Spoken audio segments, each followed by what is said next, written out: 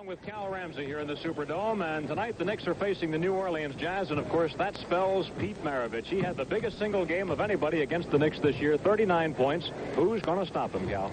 I don't know who's going to stop him, but I think Clyde might get the assignment. Maravich playing great basketball, particularly here at home.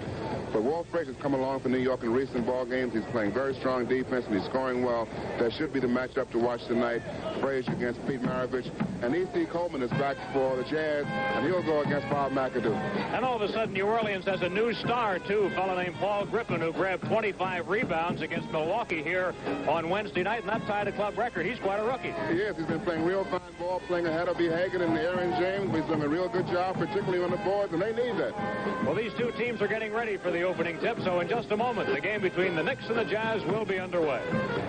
The Knicks with a heartbreaker of a loss in Atlanta last night. That really was a tough one. They forced the game into overtime, but in the final analysis, it was really a fellow named Truck Robinson who won that game for Atlanta at both ends of the floor. He certainly did. He did an outstanding job on offense. He made the big play on defense when he switched over to help out and blocked Bob McAdoo's shot with about 13 seconds to go in this first overtime.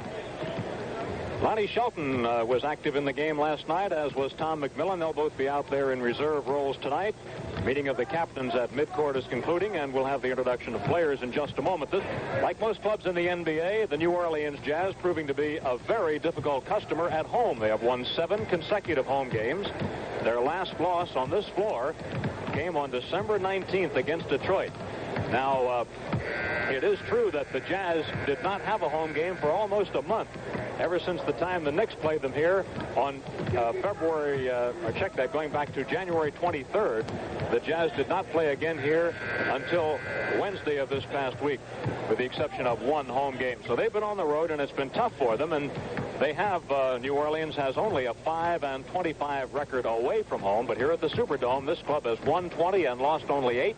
And that puts their record a half game better than the Knicks record at Madison Square Garden, which is 20-9. Well, like most clubs around the league, they are playing very well at home. And the key, of course, is the play of Pistol Pete Maravich. He's been just outstanding here in New Orleans. He's played fantastic ball down here. And especially so against the Knicks. He leads the NBA with an average of 29 points. Against the Knicks, he has scored 39, 38, and 28 points. An over-the-shoulder look at Elgin Baylor, who took over the New Orleans Jazz at midseason. Baylor's record is 11-21 since taking over this club.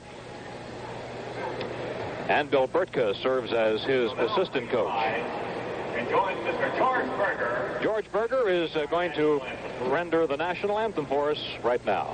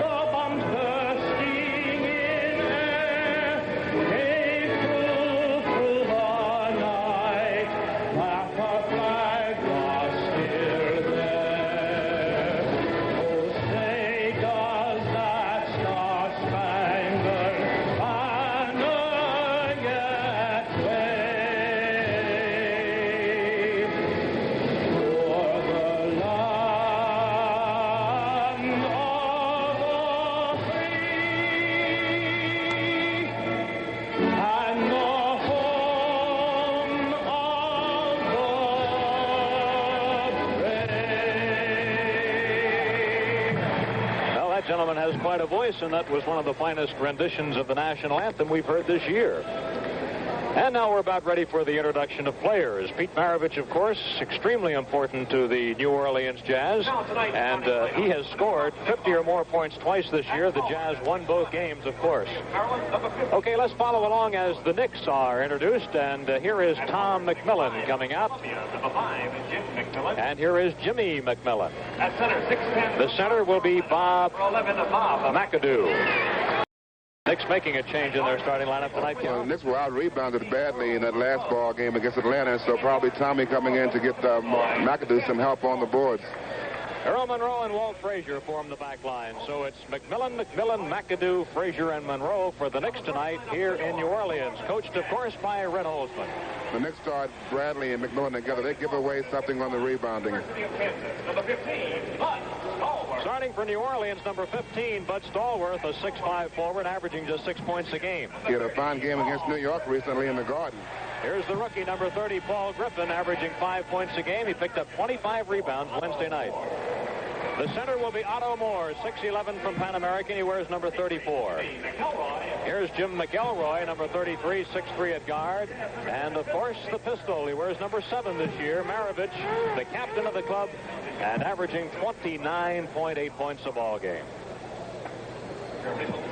A reminder that tomorrow night on WOR-TV, Channel 9 at 8:30, you'll be able to see the Rangers against the Chicago Blackhawks. Jim Gordon and Bill Chadwick will be on hand to send you that one. Number 27 is Dick Pavetta. Number 6 is Don Murphy. They will work the game here tonight. Pavetta and Murphy worked an earlier game this season between the Knicks and the Jazz. Well, two key matchups. Once again, Pistol Pete against Walt Frazier. I'm sure Clyde will get the assignment of picking him up. Earl just said that's nice. And E.C. Coleman goes defensively against Bob McAdoo. And, of course, E.C. is one of the final defensive forwards in basketball, and McAdoo, one of the great offensive ball players in the game. So that should be a good matchup when they do hook up. Bob McAdoo scored 36 points the last time the Knicks played here, but the Knicks lost that game, 111-102 on January 23rd. Then Mac came back with 27 points on Tuesday night at the Garden. There's the pistol. He has really had some outstanding games against the Knicks.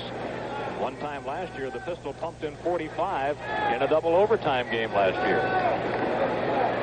Otto Moore and Bob McAdoo to jump it up. Don Murphy to put the ball in the air, and we are underway as Frazier wins the tip.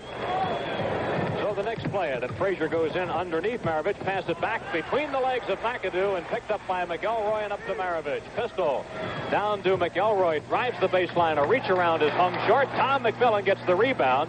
And Cal, you said he was in there to give the Knicks some extra power on the board. Yes, Tommy's a very good offensive rebounder. Here's Tommy Mack with giving it back to Monroe. Pearl starts down the middle, feeds to the baseline. A Tom McMillan jump shot is good, and the Knicks break on top 2-0. You know that Tommy's a real good shooter once he gets himself set out there. He got a good pass from Monroe that time and a real good shooting position.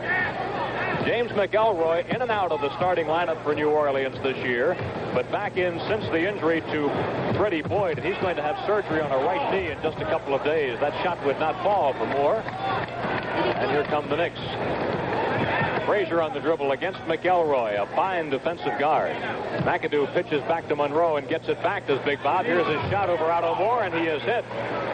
Well, Knicks did a lot of switching on defense in that game against Atlanta, and I'm sure it's that again this evening because they set a lot of picks out there for Pete Maravich.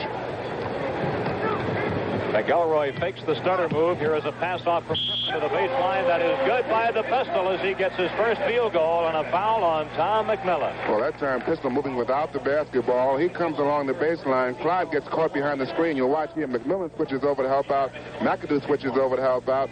And the foul is called. I didn't see who hit him, but they called the foul. And the free throw was good. So that's a three-point play for Maravich.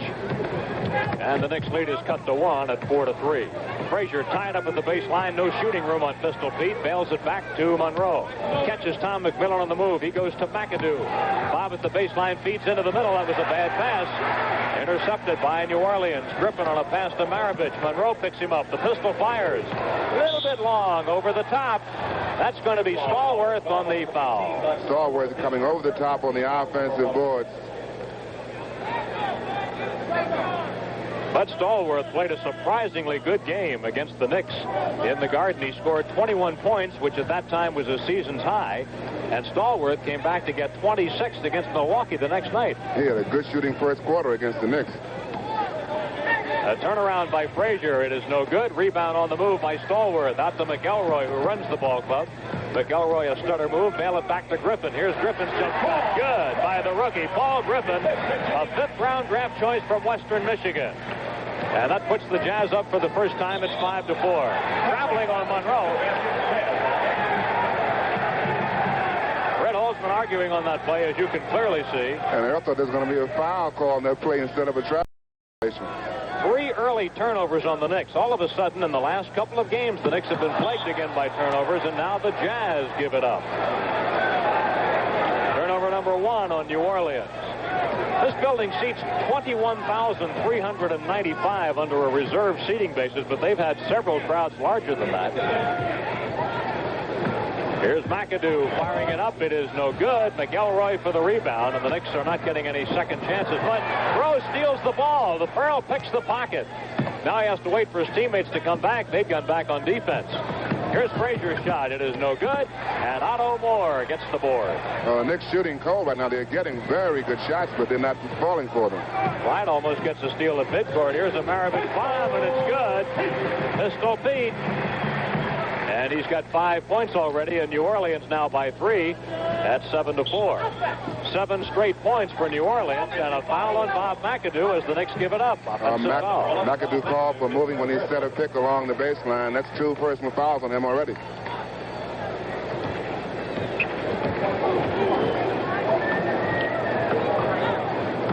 McElroy studies a drive and moves on it. His reach around is good. And 9 straight points have been scored by New Orleans. It's a 9-4 New Orleans lead, and Red Holzman will take a timeout. With 8:41 left in the first quarter, the score now, the Jazz 9 and the Knicks 4.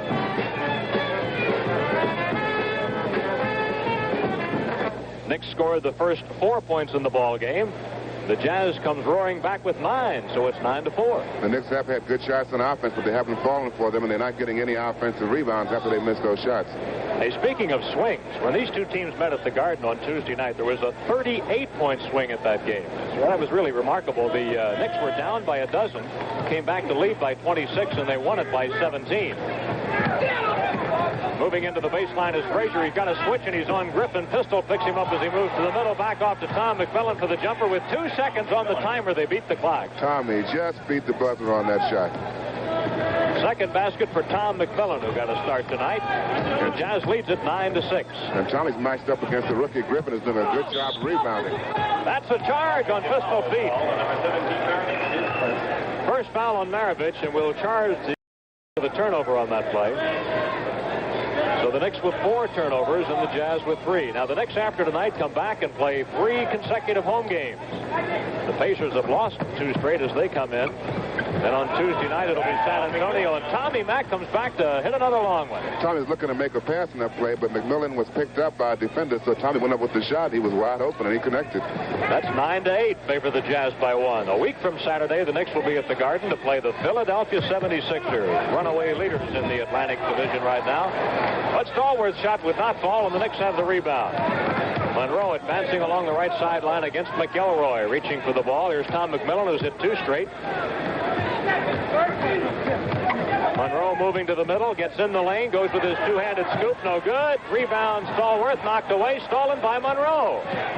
Earl gets his second steal. He was lucky on that one. Here's McAdoo's shot, no good. And the rebound got away from Moore, but the Jazz has it anyway. 7:15 remaining in the quarter. Boy, McElroy really took it right to the hoop. He made some move that time. He faked to his left and came back to his right and made a great move going inside for the layup.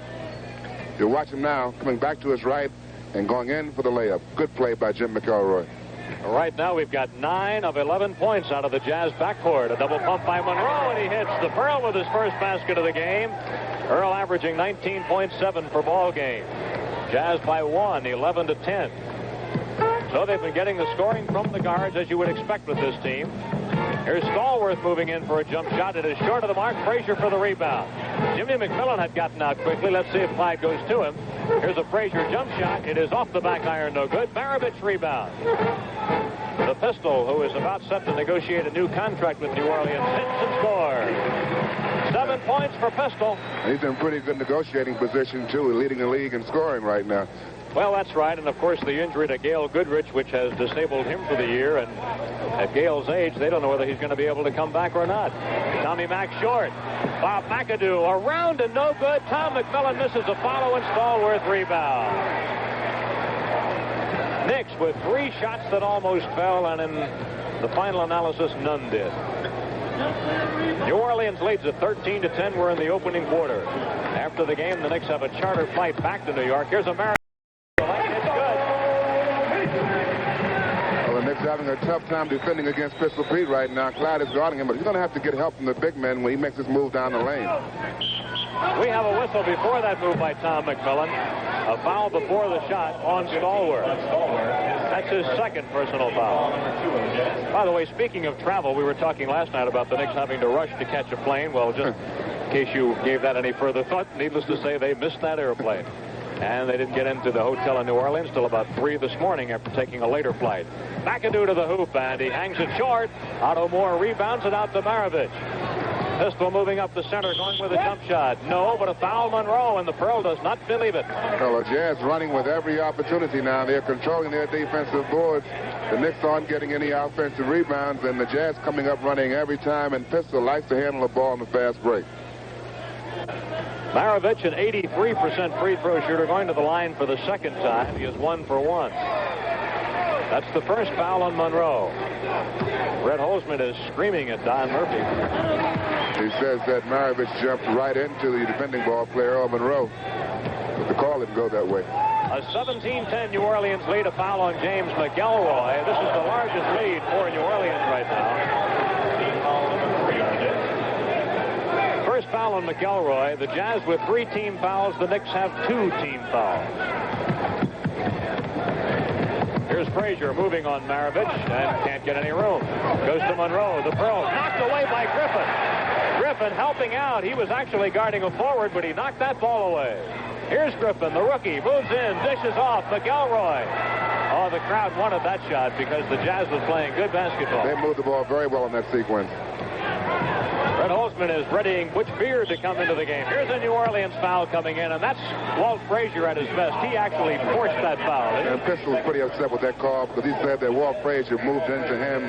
Clyde made a good move to fake to get him up in the air, and then he got the contact, threw the ball up. He'll shoot 2. Well, Butch was coming in for Frazier, so he'll have to wait.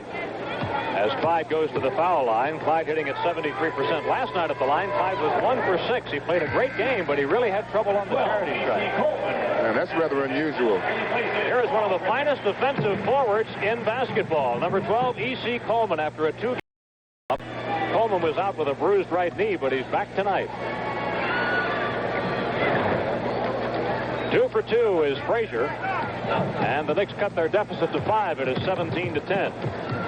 Pistol up on Clyde.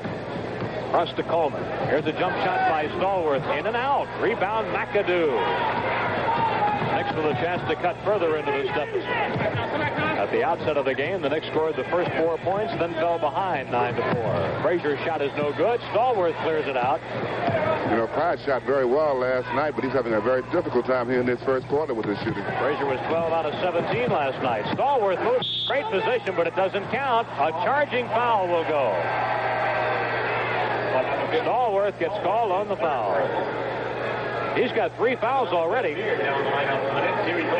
Now Butch Beard has a chance to come in. Frazier to the bench. And Butch will go defensively now against Pete Maravich. You notice the Jazz are using E.C. Coleman defensively against Tom McMillan, keeping Otto Moore on Big Bob McAdoo.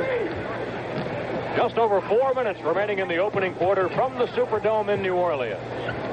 Down the McAdoo low post. He takes the baseline on Moore. It's good, and a foul on Otto Moore. A possible 3-point play coming up. That's a strong move by Bob McAdoo going baseline that time. He had almost no room at all. Let's watch it again. As McAdoo gets the ball, he posts down low now, comes baseline, using his quickness here, coming underneath and gets the layup, and he'll shoot 1, and he completes that for a 3-point play.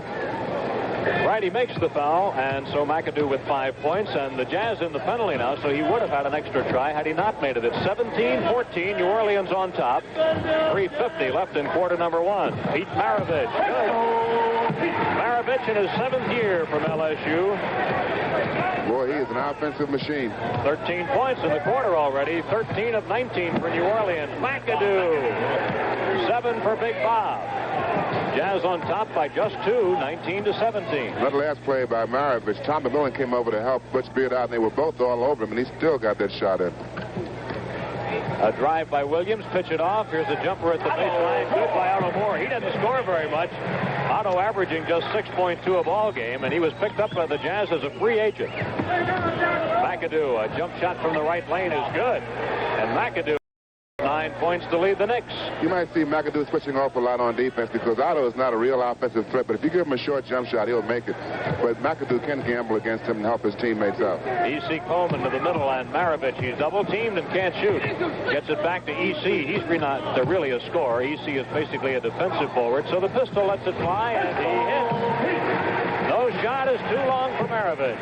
Well, it's going to be an offensive show here. It's shaping up now. Pistol Pete and Bob McAdoo. Well, he'd have 60 if he kept on going the way he is right now. He's got 15, and we still have 2.5 to go in the quarter. Tom McMillan gets another one. Tommy has his 4th field goal of the opening quarter. It's 23-21 New Orleans.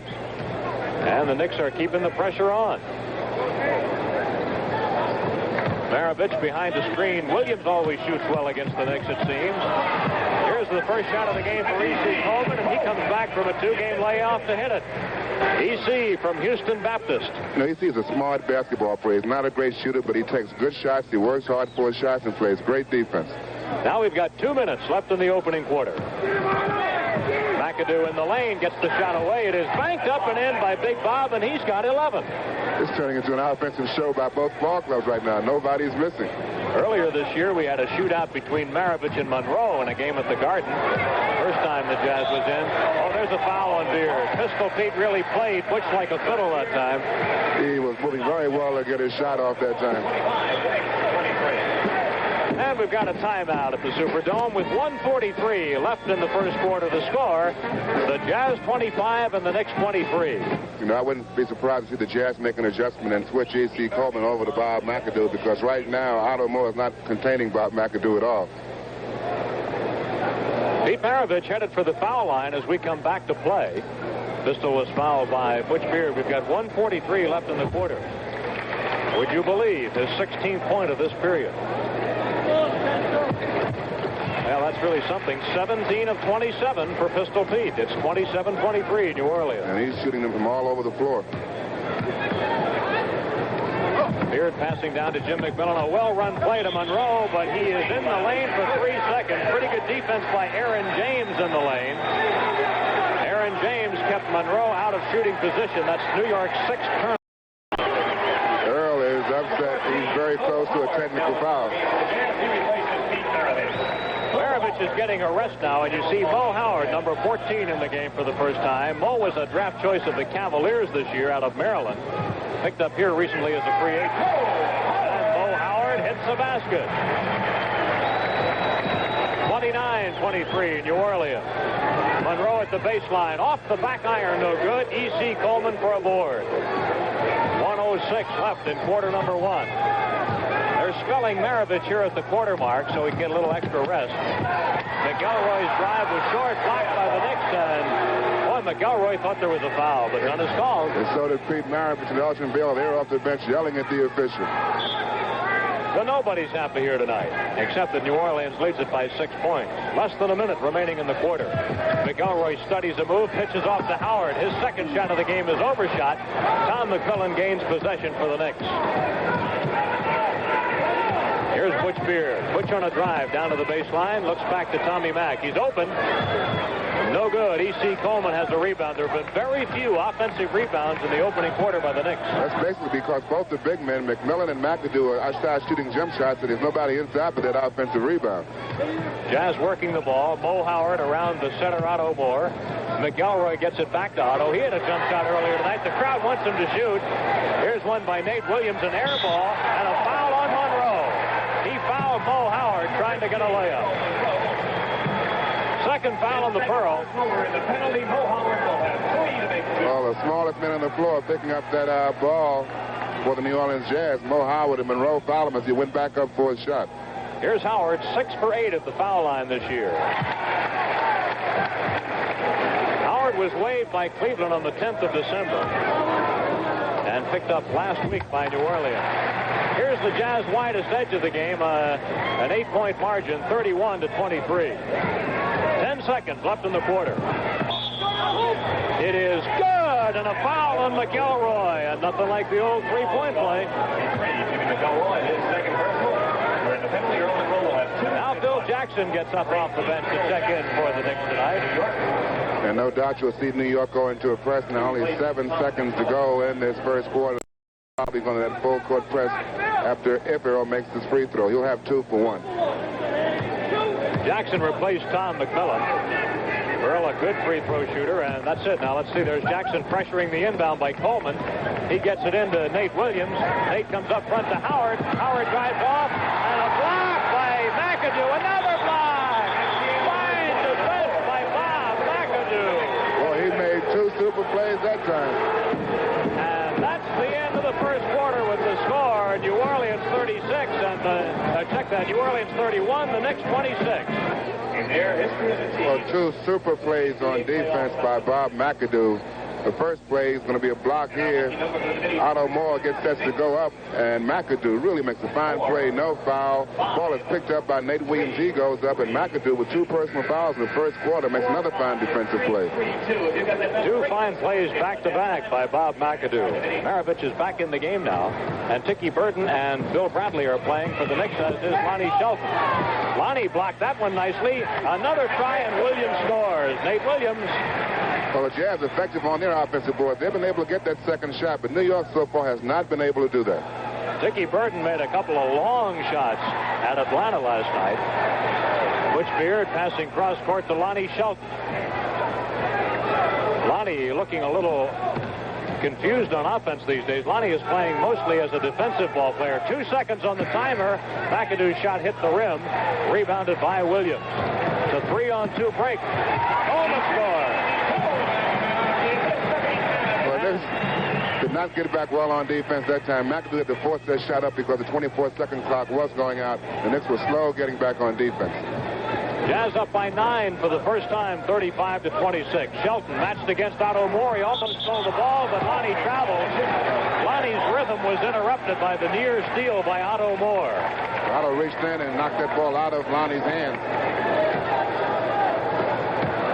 7th turnover for the Knicks, 5 for New Orleans.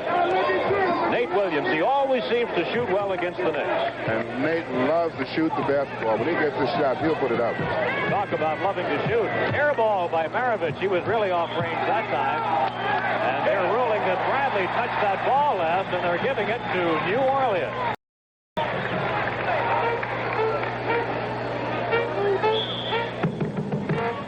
Williams calling the play at the baseline for the Jazz. It's odd, but the Jazz and the Knicks are both battling the Boston Celtics for what appears to be the final playoff spot in the East. The Celtics have a game at Seattle tonight. Butch Beard, no good, no foul. Rebound, Otto Moore. And Rick, that's the same thing that Pete Maravich did. He got the call. Why couldn't Butch get it? Because Pete Maravich is a star, Cal. Here's Maravich twisting by Lonnie Shelton, and the shot no good. Rebound, Beard.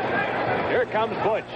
Beat it off to Lonnie Shelton, and he lays it. Nice move by Lonnie. Well, he's cooled off a little bit now, Maravich. He's missed 3 shots in a row after he's really shooting well in that first quarter. It's 35-28. The pistol had that one pop out. A head fake and a foul. Lonnie Shelton draws his first personal of the night. The Knicks just not able to get that defensive rebound. The shot was missed by Maravich, and he came right in between McAdoo and Lonnie Shelton to get the offensive rebound. Then he drew the foul. Walt Frazier is coming back to work for the Knicks. He'll replace Butch Beard. And Maravich to the foul line. That was his 18th point. Nobody in this ball game has missed a free throw yet. Both sides perfect at the foul line. Now it's 37-28 New Orleans. Bradley on a floor pass to McAdoo. Goes down to the baseline, shoots over top E.C. Coleman, but it's no good. And Maravich takes the rebound away from Lonnie Shelton. Up to Coleman. Score it. And the Jazz jump up by 11, 39-28. Brett Holzman calls on timeout. With 9:35 left in the second quarter, the score, New Orleans 39, the Knicks 28. The Knicks with a backcourt now of Burton and Frazier, Bob McAdoo at center, Bradley and Shelton at forward. Here's Mo Howard guarding Tiki Burton. Tiki works inside, and the ball is slapped away, goes out over the sidelines, and Tiki has lost it. And again, Red Holzman venting his emotions on referee Don Murphy, who says, sit down, Red. That time, up until now, Murphy hadn't said anything, but this pointed at Red and said, a seat. Maravich.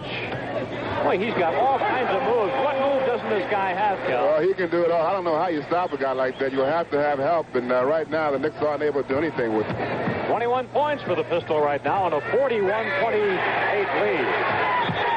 A whistle before the shot by Tiki Burton. 3 seconds. That basket does not count. McAdoo wasn't in the lane that time. He couldn't pick the ball up. And when the ball was rolled loose and Tiki picked it up, McAdoo was still in the lane. McAdoo is taken out of the game, getting a rest now, and he has been replaced by Phil Jackson. Well, the turnovers are mounting, and the Knicks have committed 9 to 5 for the Jazz. By the way, turnovers really hurt the Knicks last night. If you wanted to make a quickie analysis of last night's game as Williams shoots and scores, you'd point to the fact that the Knicks turned it over 23 times, leading to 22 Atlanta points. The Hawks turned it over 17 times, but only 10 Knick points. So a difference in points of 22-10. And here is a foul on E.C. Coleman. E.C. trailing Phil Jackson along the lane. He was not in good defensive position that time. That's why he picked that foul up. Knicks play it back in. Frazier makes the bounce pass to Tiki Burton. The ball was knocked away by Howard. Here comes Mo. Score it. And look at the happy Mo Howard. And an inbound steal for the Jazz. Everything is going wrong. Pistol fires. Oh, come on, come on. That's ridiculous. It's 47 to 28. Tiki Burton flies, and it's no good. We've got a loose ball foul. Well, nothing is going right for the Knicks now. They're losing the ball on the offensive end, and they can't seem to contain the Jazz on the defensive end. Tiki Burton with the ball now. Mo Howard reaches in and knocks the ball away, and he beats Frazier up the floor for the layup. And then the inbound pass was stolen, and Pistol Pete made another one. Here's Mo Howard firing no good. We had a foul on Lonnie Shelton at the other end, and the Knicks have lost the ball again. 12 turnovers to 5 for New Orleans, and they picked them up in a hurry here. Williams feeding off the drive. Here's Maravich. They got it to the guy they want. Pistol in and out of the lane. Here's his good. A 21-point lead, 49 to 28.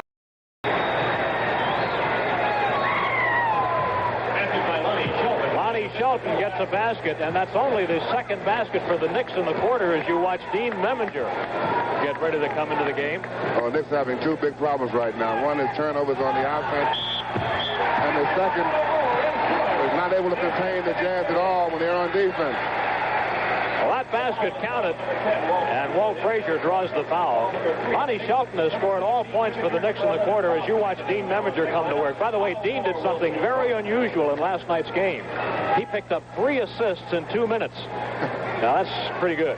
Well, Dean's role really is to play defense and try to get the ball to the shooters. He's not a particularly good outside shooter, but he's a smart ball player, a good defensive ball player, and he looks for the open man. Otto Moore is not a good free throw shooter, 67%. Rebound, Phil Jackson, nearly stolen by Howard. 51 to 30. Knicks will get it back, but Howard's playing some defense. Well, he certainly is, hustling back, coming in behind Earl Monroe and knocking the ball away. New Orleans has outscored the Knicks 20 to 4 in the quarter. A loose ball foul is called on Maravich. These fans are getting excited. That's the first break the Knicks have had in some time. Pistol called on his 3rd personal foul. That could be a factor. It's pretty early to have 3. 7:03 left in the second quarter. Phil Jackson at the baseline, off the back iron.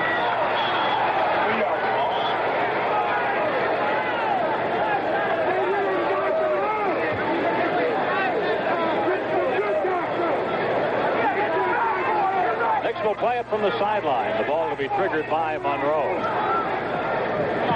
Into McAdoo. Pearl gets it back to Jackson. A jumper by Phil.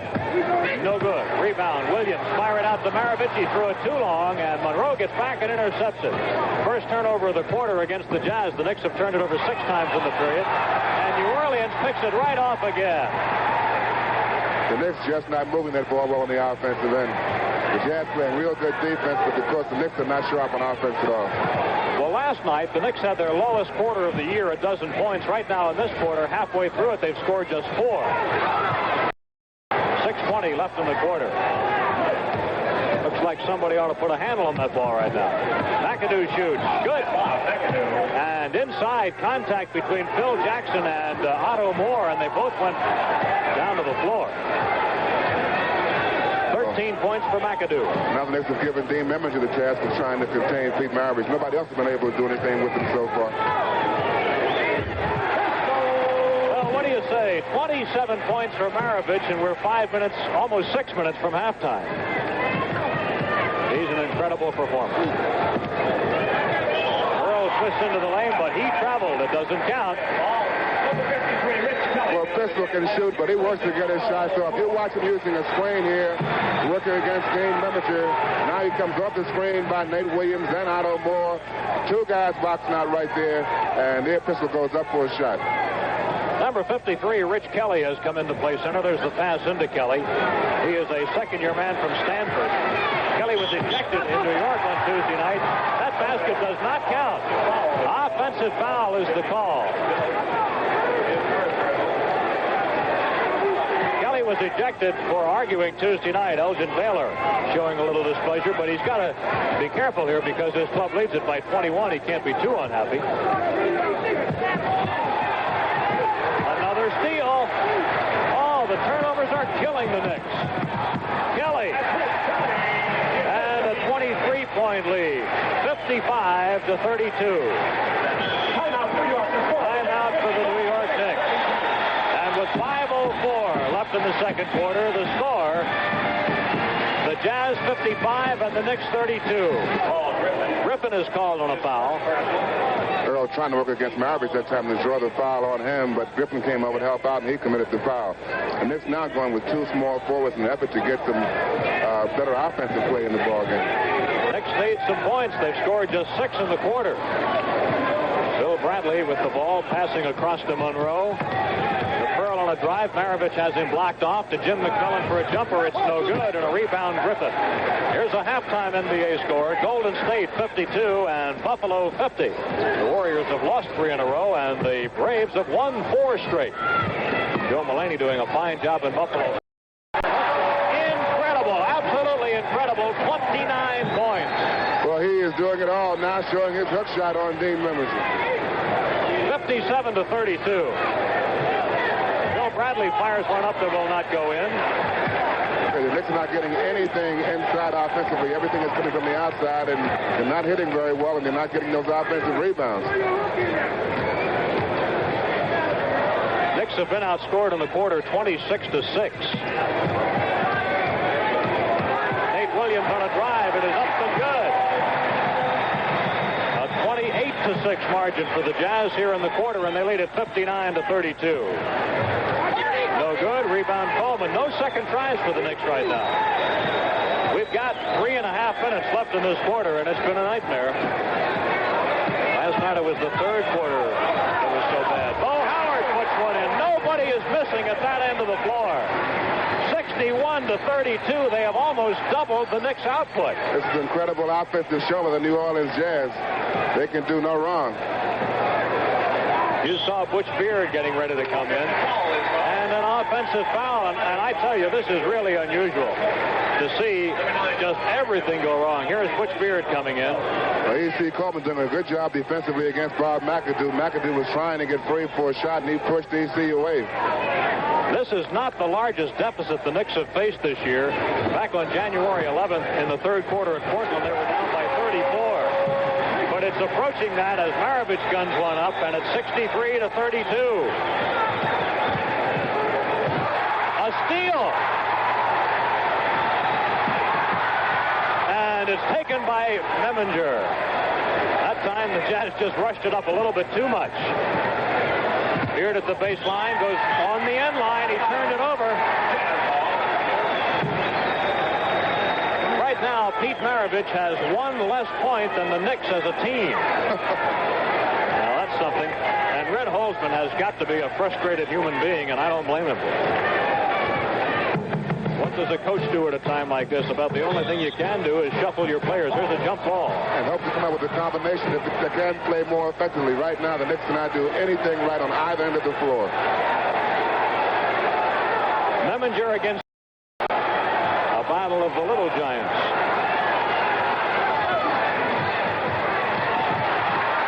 And the Jazz keep it. No, it's stolen away by Beard. Up front to Jimmy McMillan. He drives. Off the glass, no good. Coleman rebounds. That was fine defense by Maravich. Williams on a move, and he traveled. Yes, he did. 2:17 left in the quarter.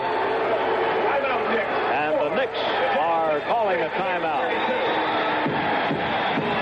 Well, what do you think, Cal? New Orleans had 31 points at the end of the opening quarter. Now they've got 63. The Knicks had 26, and now they've got 32. Well, what do I think? The Jazz are playing a great basketball game, no doubt about it. They're doing everything right, and the Knicks are doing everything wrong right now. The Jazz are getting good shots inside. They're getting the second shot. They're running the ball because the Knicks are not shooting well. The Jazz are controlling their defensive boards, coming out very quickly. There's D.C. Coleman is coming the ball game against Bob McAdoo. He's pretty well contained. McAdoo, he was hot in the first quarter for New York, and no one can seem to hit from the outside of the Knicks right now. Most of their shots are coming from the outside, and again, there's not that second chance because the Jazz are controlling their defensive boards. The lowest quarter by any team in the NBA this year is 10. That is by 6 different teams. The fewest points in a half is 28 by the Nets at Washington on January 21st. The Knicks have already surpassed that. But the quarter mark is still up for grabs because the Knicks have scored just 6 here in the quarter. And they have been outscored in the period 32-6. It is really one of the most unusual periods of NBA pro basketball that I've ever seen. And Red is really laying into the club, and I can't blame him. And maybe a little tongue lashing here is exactly what's called for. Don Murphy is taking Red's heat as well. Maybe more so than the players.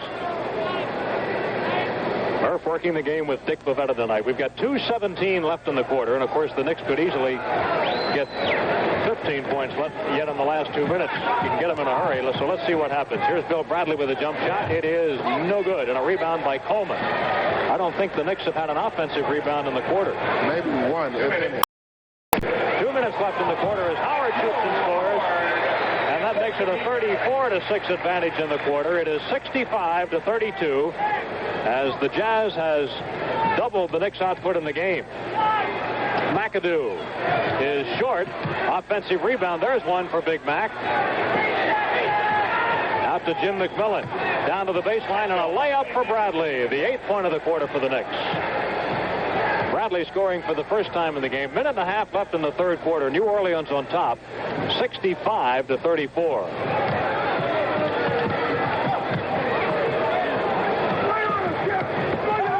The rookie Paul Griffin looking for help. 5 seconds on the timer. He'll do it himself. It is no good, and Bradley has the rebound. Here comes Tiki Burton. Tiki goes inside, puts it up good, and we've got a foul. Here are some other NBA scorers at the half. Detroit 49-42 over the Nets. At the end of a quarter, Denver leads Kansas City 36-31. At the end of a quarter, Chicago over Atlanta 26-16. Phil Jackson in for the Knicks. Tiki Burton hits the first free throw. Tiki hitting at 56% in his only free throw, I should say, and Jackson gets that ball. McAdoo. Well, the full-court press worked for New York that time. They made the steal, and McAdoo had to jump at the top of the key. Knicks now with 11 points in the quarter. Make it 12 points in the quarter. Tiki Burton comes back and scores again. And the Knicks putting a little dent in that margin right now. It is 65-41. 36 seconds remaining in the second quarter, but no matter how it finishes, it's been a disastrous one for the Knicks. Maravich was on the baseline. That drive fell apart. That's one of the few things that Pistol has done wrong this evening, going baseline and stepped on the out-of-bounds line. Maravich has scored 31 points in the game thus far. His career high, by the way, is 51. And if he would keep playing like this in the second half, of course, he would have a shot at that. Dickie Burden left up a high riser, no good. Phil Jackson offensive rebound. McAdoo, and we've got a whistle from Dick Pavetta. It's a good call. Nate Williams pushing McAdoo away as McAdoo control the ball.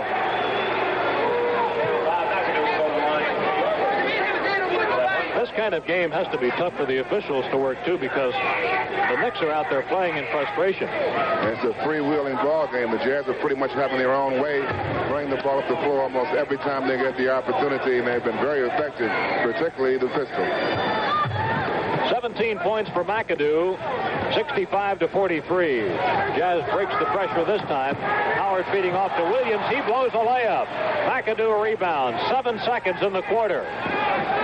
5 seconds. Dickie Burden to the basket. No good. And the rebound by Howard. And that will do it in the quarter.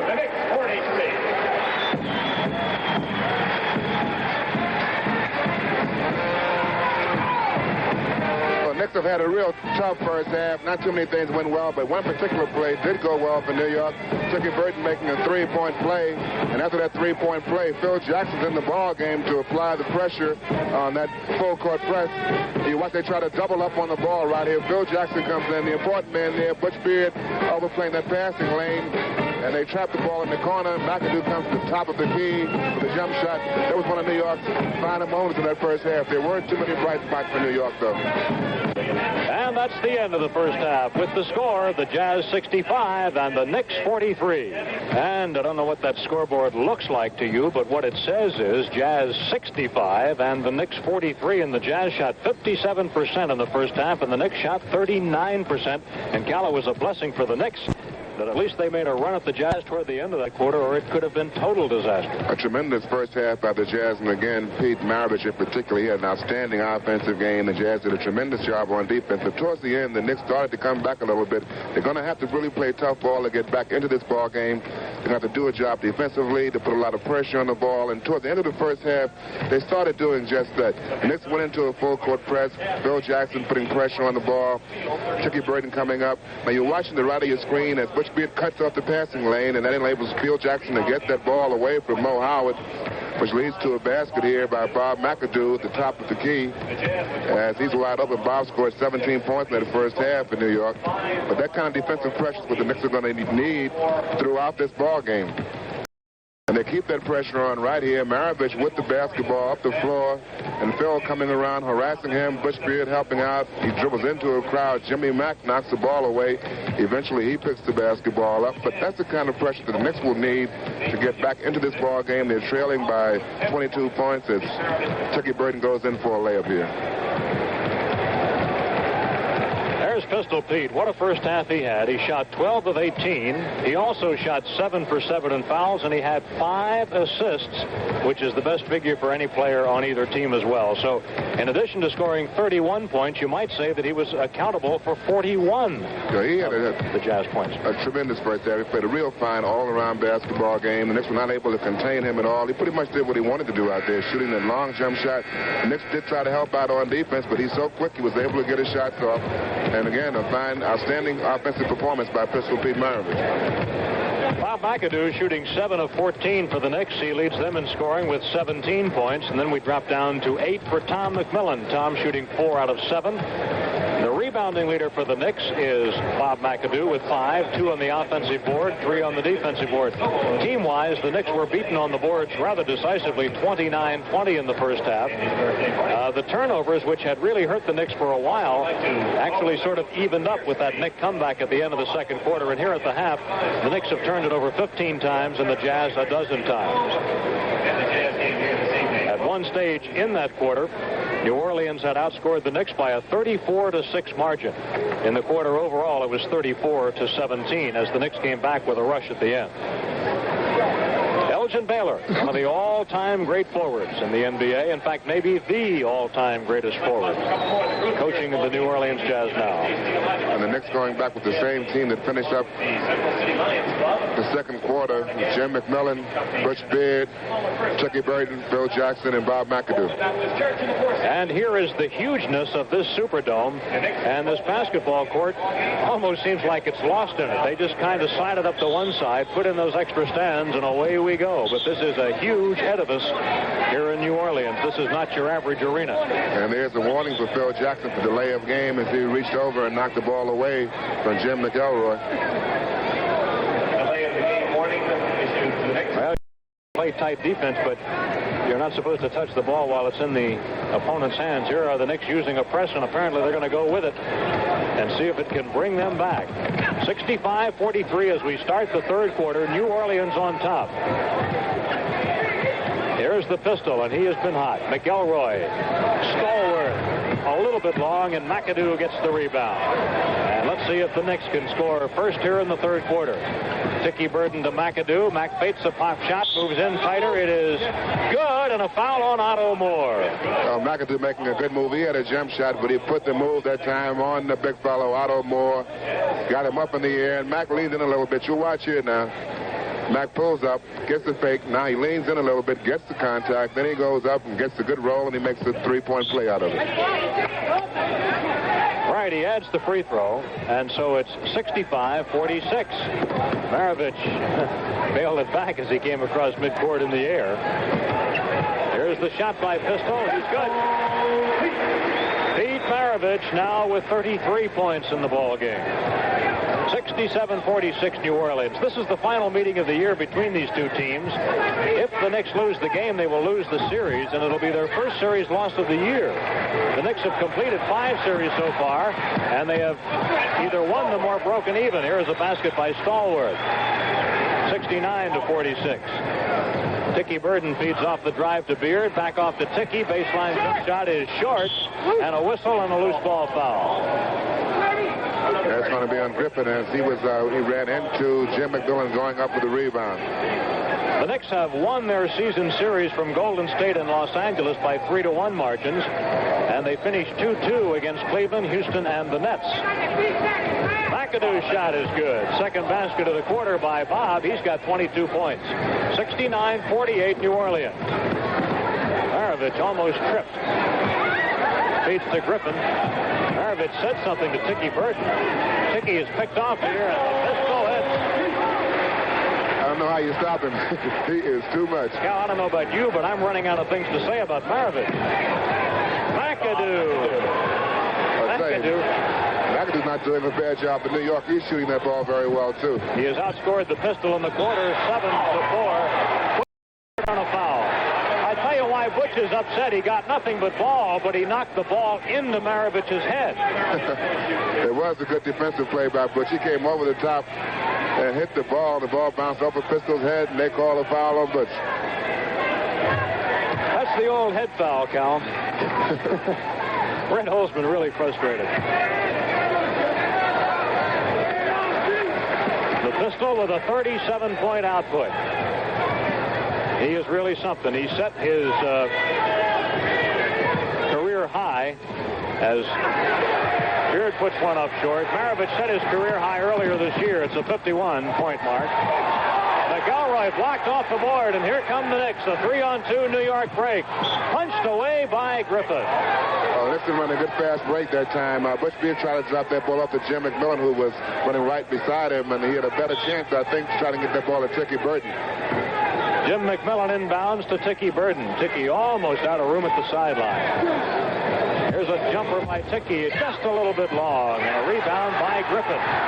He throws it away. Beard to the middle. McAdoo. Good. And McAdoo has scored 26 points, 9 in the quarter. He's been very hot here in this third quarter. The only man really shooting well for the Knicks. 73-52. New Orleans on top.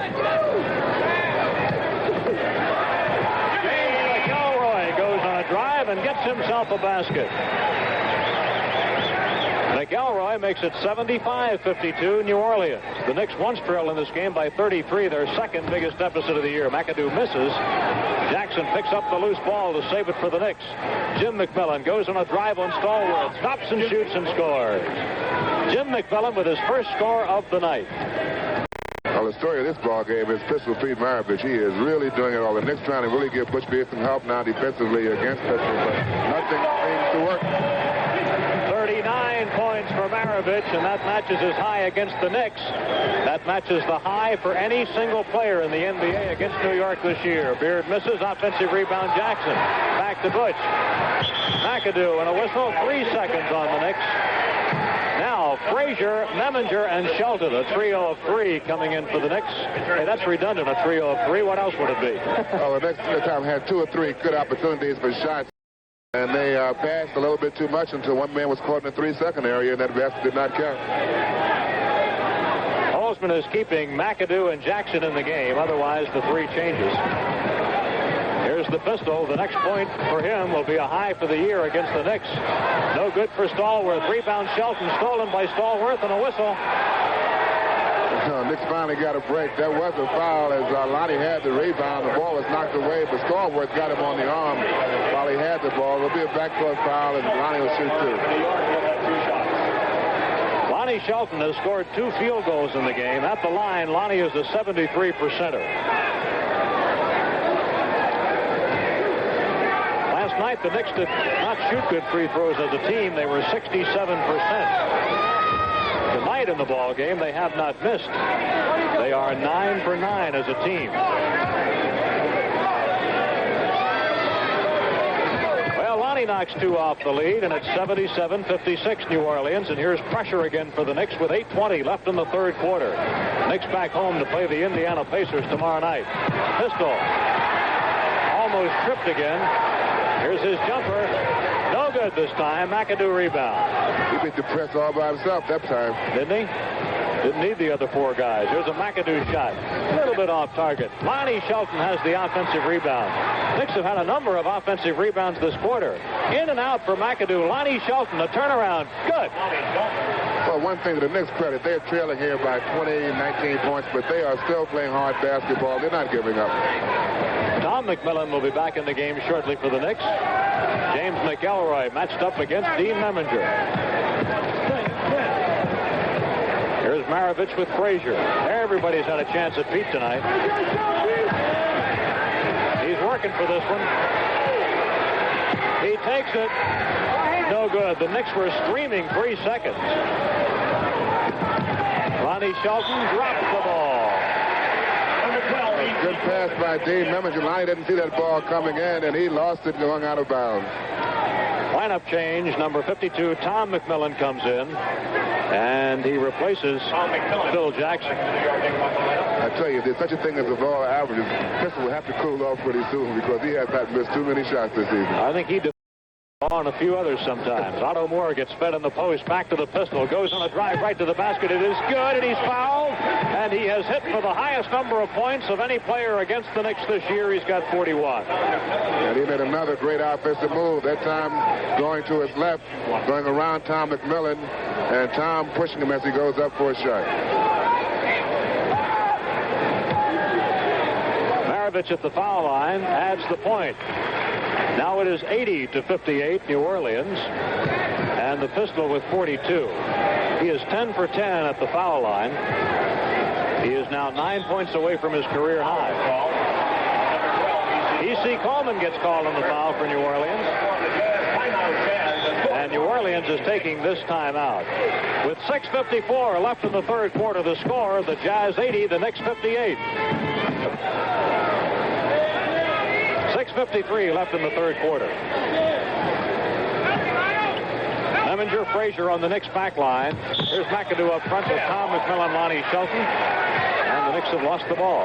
Knicks trying to get that ball inside to Bob McAdoo. He was being fronted by E.C. Coleman, and the ball was thrown out of bounds. That was the Knicks' 21st turnover, 14 for New Orleans. Halfway through quarter number 3. Knicks have been busy lately. Tonight is the Knicks' 7th of 8 games in 11 days.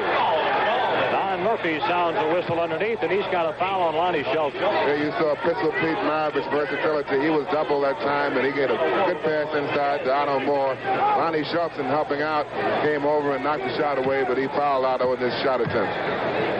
Big Otto, 67%er at the foul line. Otto, a veteran of Pan America. First-round draft choice of the Detroit Pistons in '68. 82-58. A ball for New Orleans. Beminger to Shelton. Lonnie at the baseline, backs off, does not shoot, and a whistle. 3-second call on Lonnie. His heel was in the lane.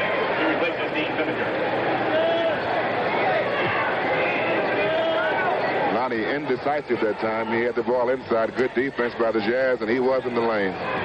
All right, here's Maravich. What a ball game he's playing. 42 points for the Pistol right now. Frazier knocks the ball free.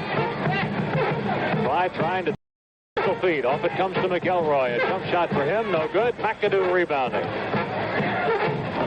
Now we've reached the halfway point of the quarter, and it's 82-58 New Orleans. The Pearl throws up an off-balance shot. No good. Shelton fighting for the rebound. It comes to Stallworth. And he decides not to force the fast break and to go ahead and wait. Maravich still working for shots, and he gets the shot. Oh, what an incredible shot. A foul will be called on McAdoo, and he almost got the field goal.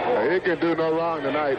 Earl was on him. He put a good move on Monroe to get him off balance. McAdoo came over to help out.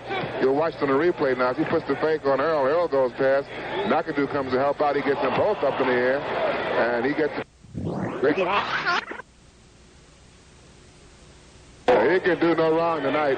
Earl was on him. He put a good move on Monroe to get him off balance. McAdoo came over to help out.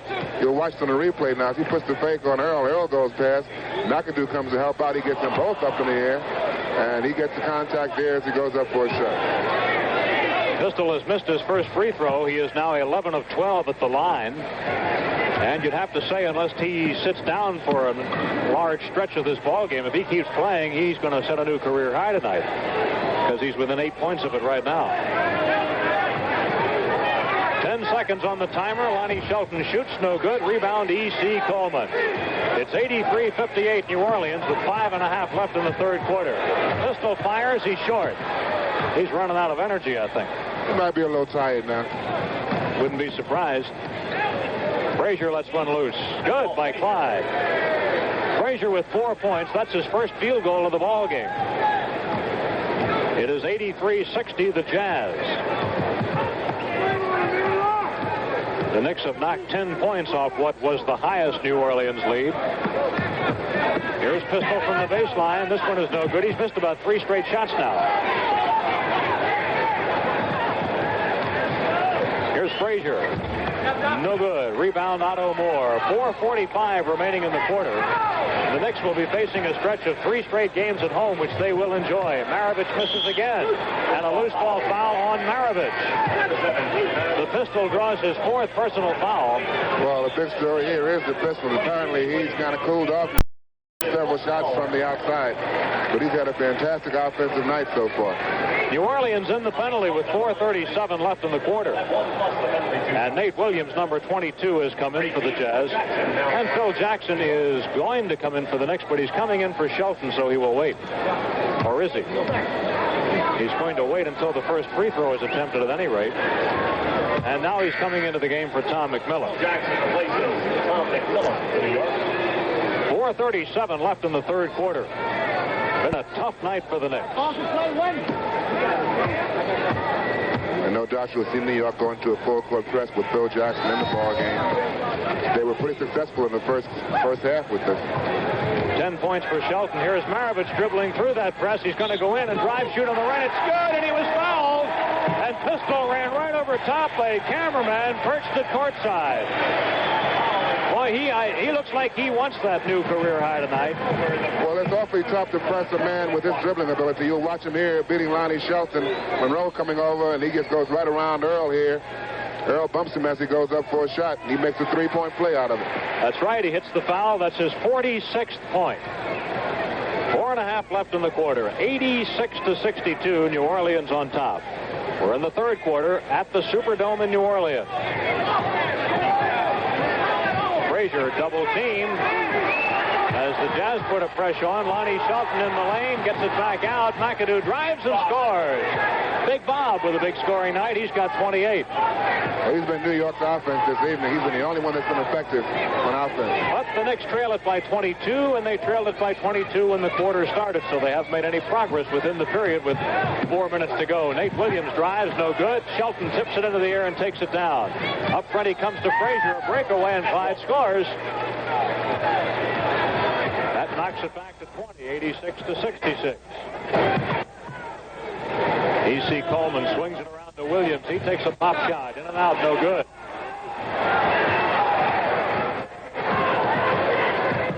McAdoo into the lane, bounced that ball real high off the glass, and an assist by McAdoo as he bounced it off the glass. I think McAdoo traveled that time. He got away with the traveling violation, but the Knicks can use all the breaks they can get right here. Timeout New Orleans with 3:20 left in the third quarter. The score, Jazz 86, Knicks 68. Time back in with 3:20 left in the third quarter. McElroy feeds it to Otto Moore, gets it back. Here's a McElroy jump shot that's across, no good. Phil Jackson with a rebound. Earl Monroe moves it forward for the Knicks. He's playing with Butch Beard on the back line. Monroe's shot is short, and McAdoo lets it slip by, and New Orleans will have possession. You might see Earl try to get more aggressive offensively to see if he can get that fifth personal foul on Pete Maravich. Pete Maravich set his career high of 51 points on December 14th. That was the night that Elgin Baylor took over as coach of this ball club, and the Jazz beat Kansas City. Maravich misses. Rebound McAdoo, pitching it behind. He was trapped, and Jackson, fortunate thing he was there. Lonnie Shelton fires. Good for Lonnie. He has a dozen points. Knicks would be in pretty good shape now. Elgin will have to rest Pete Maravich because he's been carrying their offense, and they're down 16 now, but they're playing tough defense at this point. Time left in the ball game, 2:27 third quarter, and Nate Williams hits a field goal. 11,033 fans watching the game at the Superdome tonight. Monroe, no good. Rebound the Pistol. But they're going to have to score a little better than that. Take advantage of these opportunities on the missed shots. Maravich still working for shots. Here goes the Pistol. Double team. Score it. Maravich now with 48 points.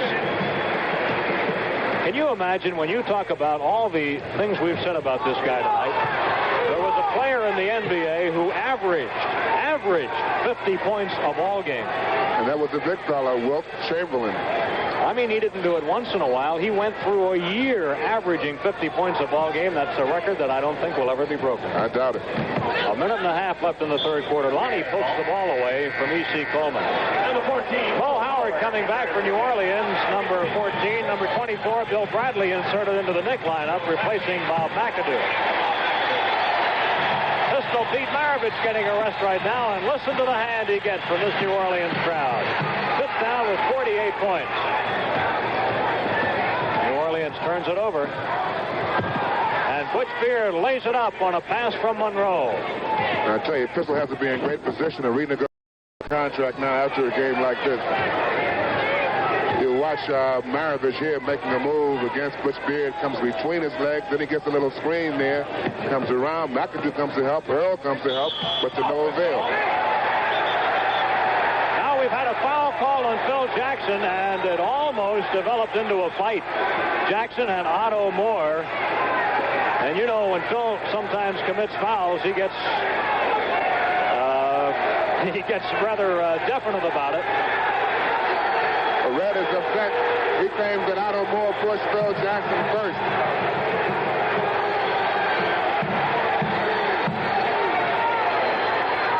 Well, let's see what the decision is on this, because Red was really irate with that call.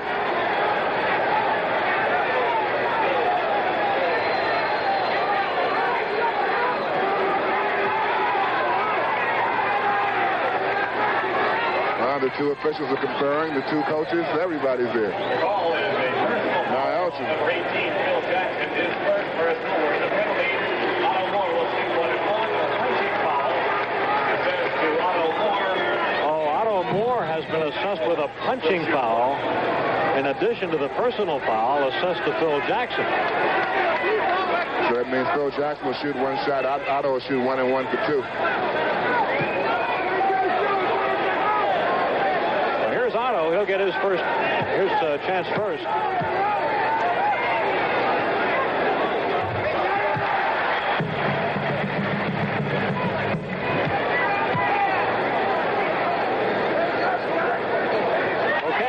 His two. Now, if we go to the other end, let's see what Jackson does. 1:04 remaining in the third quarter. The Jazz by 20. The crowd doesn't like this. Jackson on the personal foul, but a punching foul assessed to Otto Moore. Kind of strange. Otto gets to shoot 2 and Phil gets to shoot 1. Well, the Jazz in the penalty situation, and the punching foul only calls for 1 shot. And the Knicks are in the penalty, right? Monroe in trouble at the baseline. Beard knocked away. We've got a foul. Well, Butch Beard came in for the offensive rebound. The old shot came up short, and Butch's arm went back up. Mo Howard called on that foul. 57 seconds left in the quarter. And Butch Beard goes to the free throw line. Actually, both teams are in the penalty. And they have been since about the 4.5-minute mark of the quarter. That is to say, 4.5 minutes to go.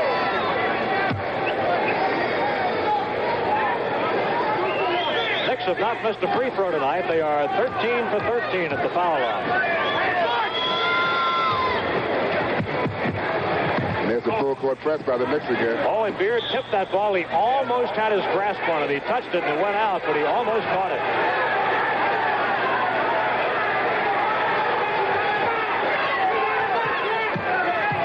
Nate Williams, shovel pass to McElroy. Jackson stays with McElroy. And a backcourt foul on Phil.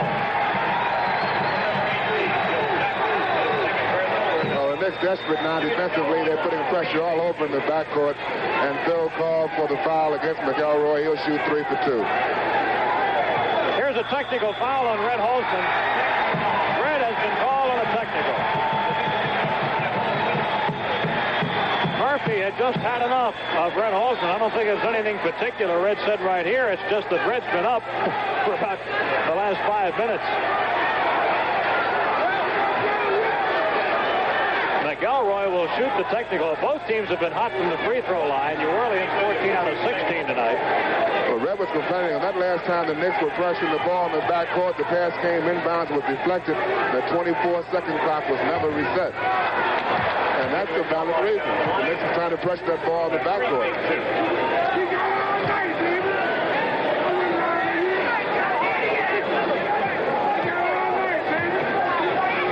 A good look at an unhappy coach. Well, the Jazz are cooperating a little bit by missing some free throws here. McElroy's missed 2 straight. And he'll get 1 more because he went from the backcourt when that foul was committed. First he shot the technical, then he had 3 to make 2. So it's 94-75. New Orleans on top. 48 seconds remaining in the third quarter.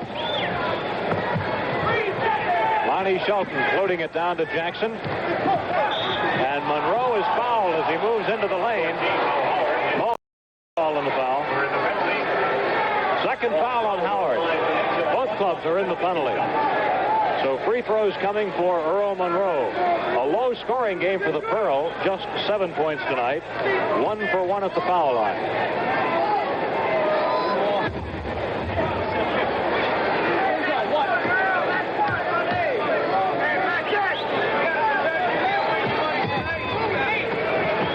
.77. Again, the press put on by the Knicks. They need a tip by Jackson, and the Knicks steal it. Here's a jumper for the Pearl. No good. Bradley tips it back to the Pearl again. Monroe to Bill at the baseline. Back to Monroe. A jump shot. No good. And a rebound, Otto Moore. The Knicks really wanted that basket because the pressure defense got them the chance. That's true. They worked hard on defense to get that ball back, and Earl had a couple shots, but it just wouldn't fall for him. 12 seconds remaining in the third quarter from the Superdome in New Orleans. Here's Mo Howard into the lane to Otto Moore. His shot. A buzzer beater by Otto Moore. And that's the end of the third quarter with the score. The Jazz 96 and the Knicks 77. The Knicks will start this quarter with Monroe and Beard playing backcourt. McAdoo at center, Shelton and Bradley at forward. Here's Beard moving it into the forecourt. Pete Maravich is back into the game for New Orleans, and he has scored 48. Beard's shot is no good. Bradley offensive rebound. The follow shot is overshot, and an over-the-top foul on Lonnie Shelton. Lonnie hustling on the offensive boards, trying to get that ball back for New York, as Bill Bradley's shot was deflected as he went up, and Lonnie picked up his 4th personal foul. Maravich, with a whole quarter to work on his career high, is only 3 points away from it. Here's Mo Howard to Nate Williams. He shoots on Bradley. It is short. Rebound, Bob McAdoo. Max had a bunch of rebounds tonight. And they did a good job of pushing off on that play. A drive by Beard. Blocked. Nate Williams had his left arm up against the defender and pushed him away when he got that shot off. Butch will trigger it at the baseline, guarded by the pistol. Comes to Shelton. He gets a straightaway jumper that is no good. Griffin boards it. Just underway in the final quarter. It's 96-77. Traveling for Howard. Traveling violation. New York ball.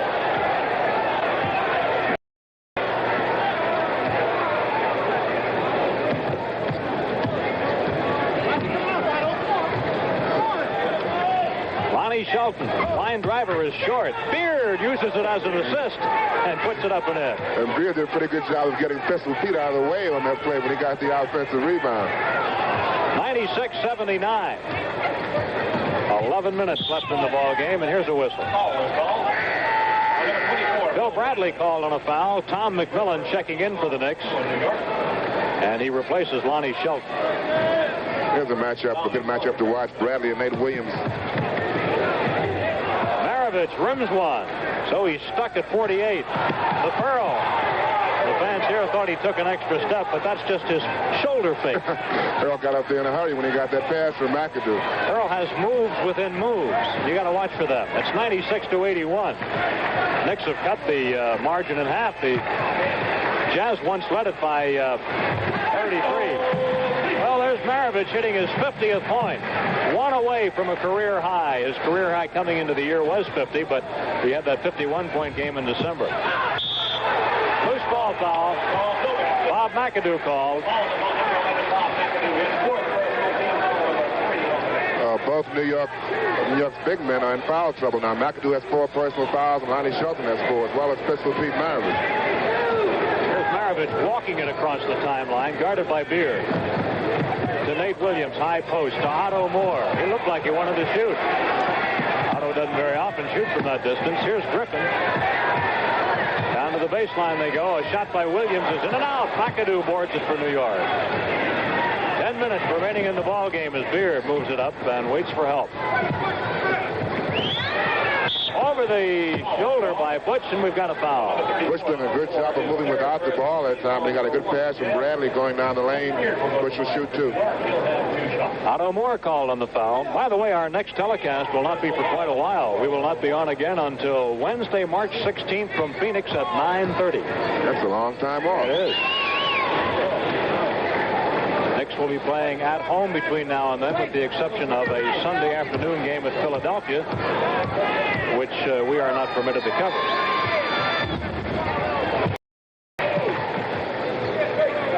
(98-83).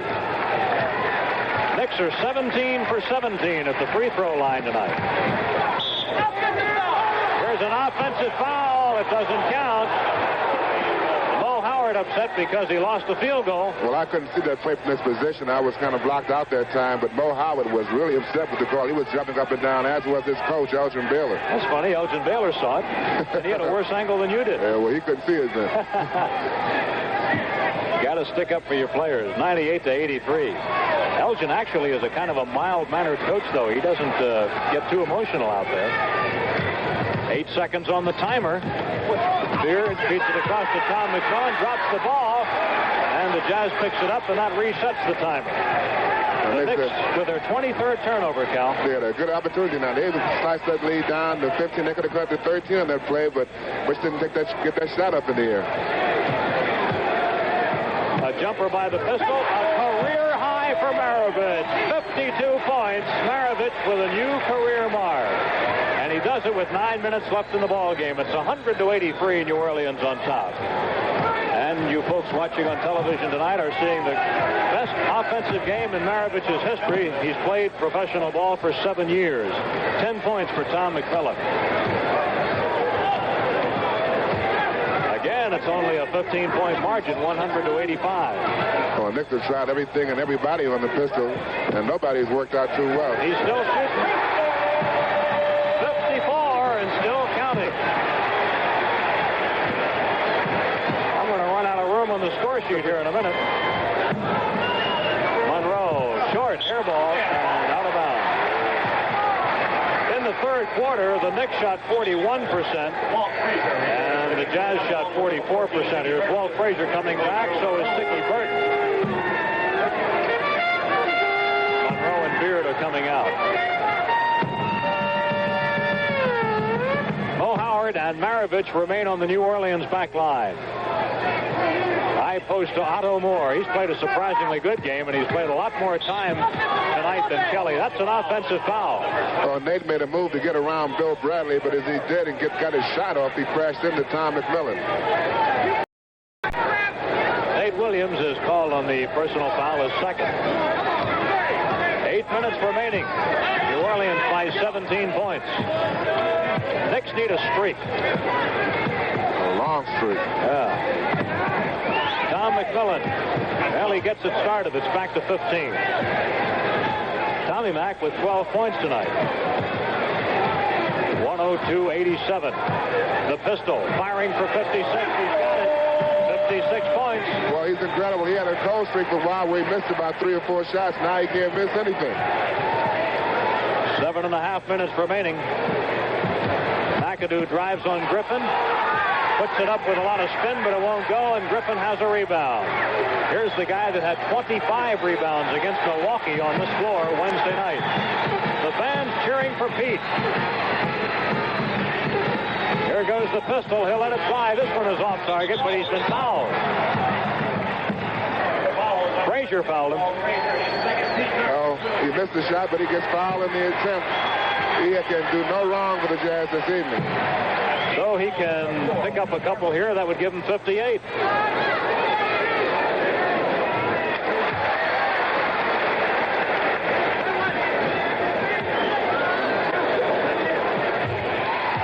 He makes them both, so the pistol with 58 and the Jazz on top 106-87. 7 minutes left in this ball game. Knicks back home against the Pacers tomorrow night. Here's traveling. The Jazz are taking a timeout, and this crowd will roar.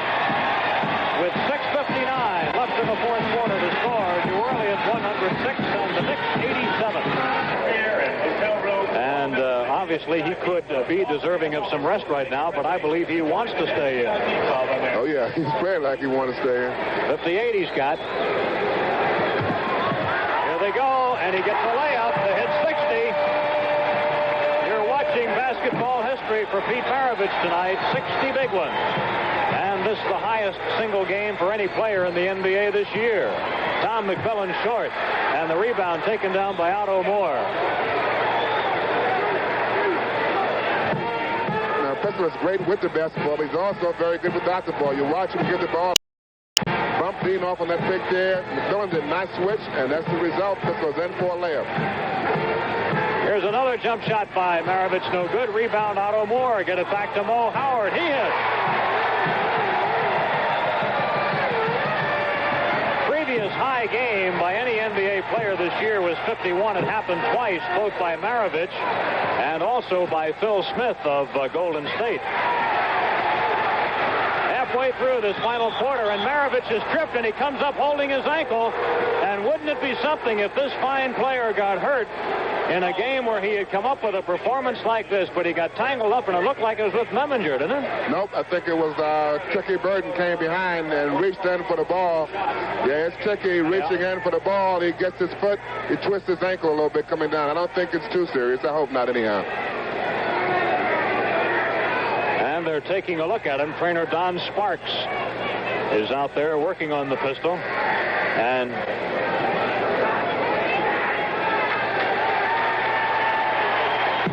watch again. Ticky steps on his foot here, reaching in, trying to get the ball right there. And he turned his ankle a little bit, but he's not hurt. Not bad. Might have suffered a floor burn sliding like that, too. Here he is at the free throw line. And he just keeps scoring them. That's 61 points. He misses this one here. He's had a good night at the foul line, too. He's 14 of 16 from the free throw line. Here's Tom McMillan spinning all the way around on Griffin. Dean Meminger hits the board, and it goes up and in from Tom McMillan. Meminger put it on the underside of the rim on his attempt. 111-89, New Orleans. Jags up by 22. You'd think that they might want to rest Pistol now, but he just keeps on going. Here he fires away, no good this time. Nate Williams trying for an offensive rebound and runs out of room. I think Elgin Baylor's career high was something around 71 points. He might want Pete to break his record.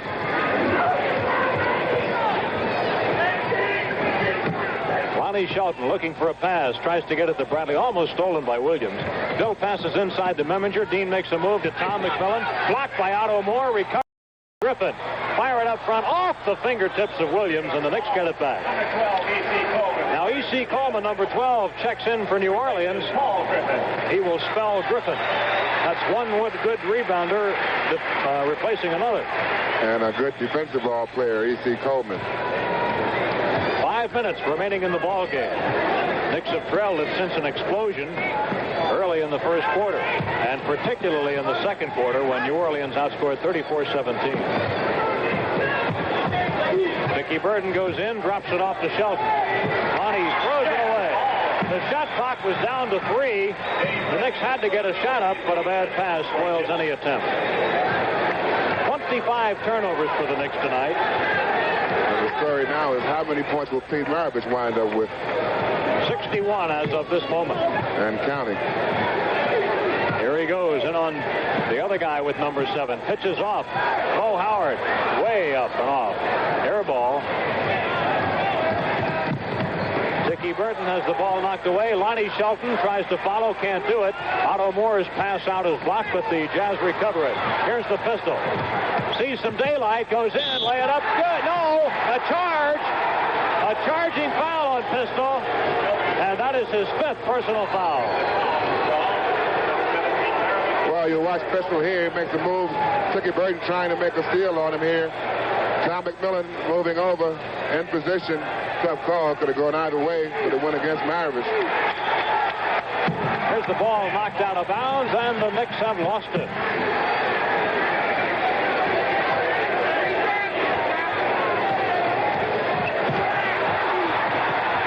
Pistol with a long one.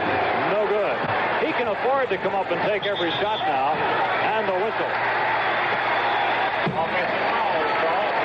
Offensive foul on Dickie Burton. And the Knickerbockers are taking a timeout with 3:53 left in the fourth quarter to score. The Jazz won 11 and the Knicks 89. 3:50 left in the ball game. Rich Kelly is in for New Orleans. The ball knocked away. Well, Dean working hard on defense that time. He was fronting Pistol Pete, and that ball came in and went off of Dean's hand. They're looking for him. Aaron James inside. Look at that move! Maravich backed into Meminger. What a basket. He's got 63. He put the right spin on that ball. He sure did. Dickie Burton fires up and hits it. Dickie with a long one. Dickie has contributed 7 points. It is 113-91. New Orleans on top. The crowd rooting for Pete every time he comes up the floor. Knicks trying to double team him now. Dean has the task of trying to contain him, and that's a hard job today. Here he uses a pick and scores again. And look at his teammates rooting for him. Look at Coleman. Coleman leaped into the air when he scored. 65 for the Pistol. Dickie Burton doing his Pistol Pete imitation. 115-93. The Jazz are going to Pistol every time down the floor now. They're trying to get picks for him now. They're no longer asking him to bring the ball up the floor. Here's a foul. Dean Meminger. And free throws coming for Maravich. to some night. We've got 2:48 left, and he does indeed have a chance to get into the 70s. Playing for the first time tonight, number 11, Ron Behagen, into the ball game. He replaces Coleman. When Ron came in the game, he came in to congratulate Mavericks on his great shooting performance this evening. Pistol is doing it good. 66 points. Loose ball foul on Behagen. His first personal team foul, number 2 of the Jazz. Number 41, Andy Walker replaces Mo Howard. Andy Walker coming into the game, replacing Mo Howard. Andy Walker, a 7th-round draft choice from Niagara, the lowest drafted player to make it in the NBA this year. Tom McMillan, no good, and a rebound for Aaron James. He will try to get the ball to Maravich. Oh, wait a minute. You guys, you're not supposed to do that. That was a basket for Aaron James. They're supposed to go to Pistol every time down the floor. 118-93. I guess they just couldn't help themselves. And Dean Meminger gets himself a field goal. And the fans are yelling for Pete to get the ball. Behagen, goaltending, scored for Behagen. Tom McMillan blocked it on the way down. 2:14 remaining. The Pistol with 66 right now. Here's a basket for him if he can convert.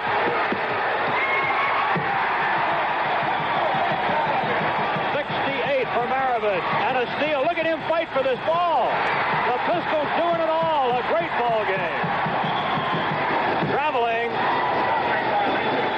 And the crowd is going wild here at the Superdome. I wonder what kind of contract he's going to ask for after this ball game. Well, he ought to call his agent in right away. Lonnie Shelton with a dramatic stuff shot. 122-97. Jazz on top. 1:45 to go, and it's just a question of how many the Pistol will score.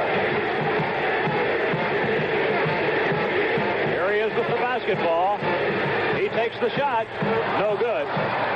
He's forcing a little bit. There's no question about that, but he's making most of them anyway. And he has to be tired right now. Sure. Tiki Burden. Out to Pistol. Goes on a drive. He's out of the ball game. They called him with an offensive foul, and that will foul him out of the ball game with 1:18 to go. Listen to the hand he gets with 68 points.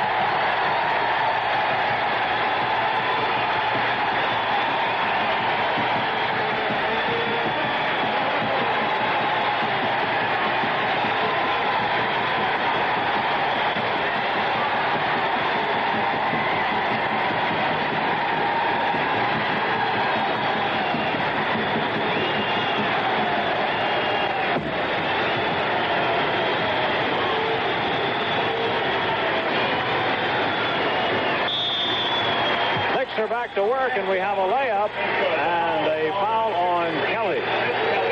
Lonnie Shelton fighting hard on the offensive boards. He had a good shot, missed, followed with another one. Pistol Pete getting tremendous round of applause for a tremendous performance by Pistol Pete Maravich, 68 points. And his father, Press Maravich, is undoubtedly here at the game. He is a scout for the Jazz. Well, that free throw by Lonnie puts the Knicks at the century point. They are announcing that it's the highest total by a guard in the history of the National Basketball Association. Well, you got to give it to him. He put on a performance this evening. 122-100. Up front to Dean Meminger, and Dino gets a layup. Dean Meminger. Only 2 men in the history of the NBA have ever scored more. Elgin Baylor and Will Chamberlain. Yeah, they probably heard that. They announced only 2 players have ever scored more than Pete did tonight, Baylor and Chamberlain. 122-104 the score right now. Steele up to Tiki. Gets Aaron James in the air, and there'll be a foul on James. 31 seconds left in the ball game. An incredible performance by Pistol Pete Maravich, and 11,033 fans here in New Orleans saw it. Cal, I was at Hershey, Pennsylvania the night that Wilt got his 100. As a youngster, I lived in that area at that time, and I was just there as a fan. And in the meantime, in the years since that happened, I've run into thousands of people who said they saw that game, and there were only about 5,000 people there. Well, I wasn't there. I was in the Eastern League playing that day, but I wasn't the guard when Archer got his 71. I think Willie North got about 40 or 50 something that night for New York. Well, we'll both be able to say we were here for this one. Meminger and Howard fighting for the ball. Out of bounds off Meminger, and the Jazz will play it in. 27 seconds to go.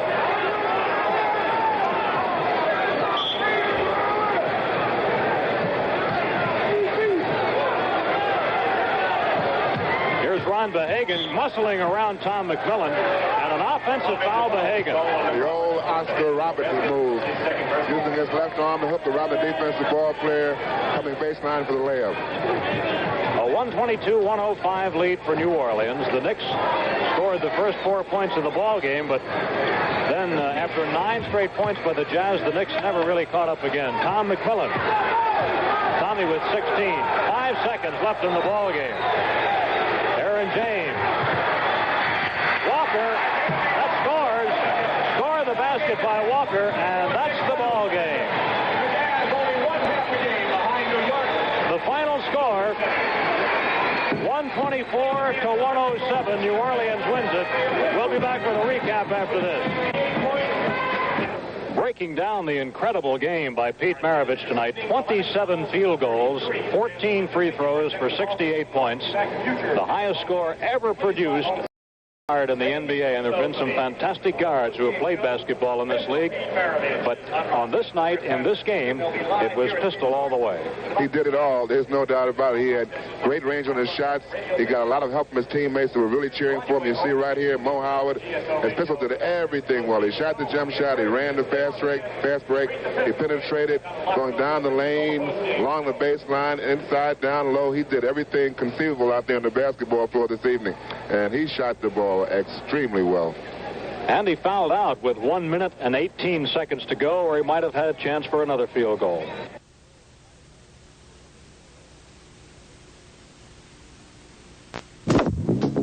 They called him Pistol Pete. College basketball had never seen a scoring machine like Pete Maravich. Playing for his father, Press, at Louisiana State University from 1968 through 70, the Pistol completed his amazing career as college basketball's most prolific scorer. With his floppy socks and dazzling ball handling, Pete Maravich put pizzazz into the game of basketball. Whether it was from behind the back or through the legs, double pump or one-handed, the result was the same. Pistol Pete Maravich, college basketball's greatest showman. 1970 saw Maravich become college basketball's all-time scoring leader. To do this, he had to beat every defense.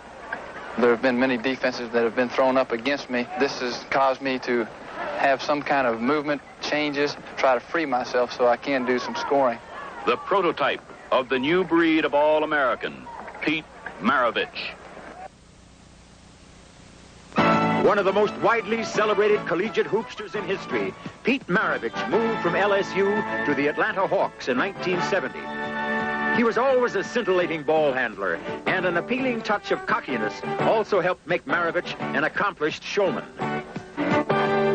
Pistol Pete could fire dead-eye jumpers from deep in the backcourt, or else he'd blast to the hoop and shoot a hole in the most forbidding defense. But Pete loved to run, and he was at his best squeezing the trigger of a fast break. When Maravich was dealt to New Orleans in 1974, his string music in the Jazz offense. Then in 1977, Pete's crowd-pleasing heroics peaked with a 68-point extravaganza against the Knicks on his way to becoming the league's leading scorer. Yet throughout his glorious 10-year career, Maravich always yearned to play on a winning ball club, and he would gladly have traded all his bullseyes for one championship ring. Even so, Pistol Pete Maravich was a quick-draw artist whose hot shots burned defenders and made the net dance.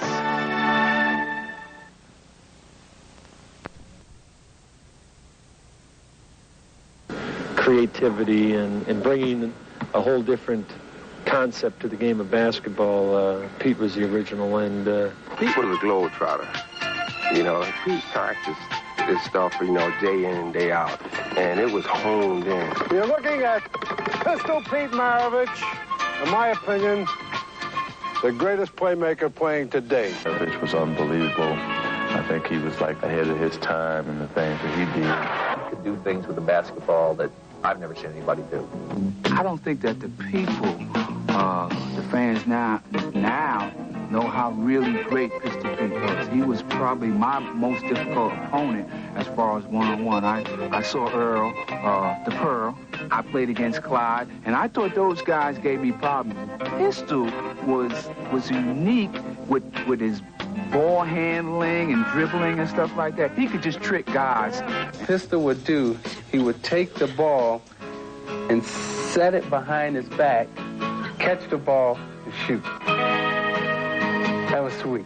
Through the times that I had playing pro basketball, which were very bad times, you know, you either win or you lose, so it's a flesh-peddling business, and I know that I went through a lot of adversity, but through that adversity, I grew up a great deal. But I would like to know why the New Orleans Jazz is in last place. I mean, they've won about 11, and they've lost about 18, and they seem to me to be a magnificent shooting team. We can't win on the road. We've won 1 and lost 16 on the road. Why is that? Your offense is absolutely murderous. Nobody misses. Maravich throws up line drives, they go in. This was like a guy, the game was boring to him, so he had to keep him interested. They established a reputation. Pistol Pete, he's a gunner, he's a shooter, that's it. His game goes no further than that, and he's always going to be a loser. I couldn't retrieve it back, no matter what I did. I enjoyed playing as a Celtic style. I enjoyed that for the 3 months I was there. I would have loved to have had that for 10 years, because I would be sitting with all the rings and sitting with everything else. But I'm not. I was in the completely opposite situation, and I'm not a greedy person. I don't care to have 10 rings. He didn't always want to be Pete Maravich, the show and the talent and the guy with all the flair.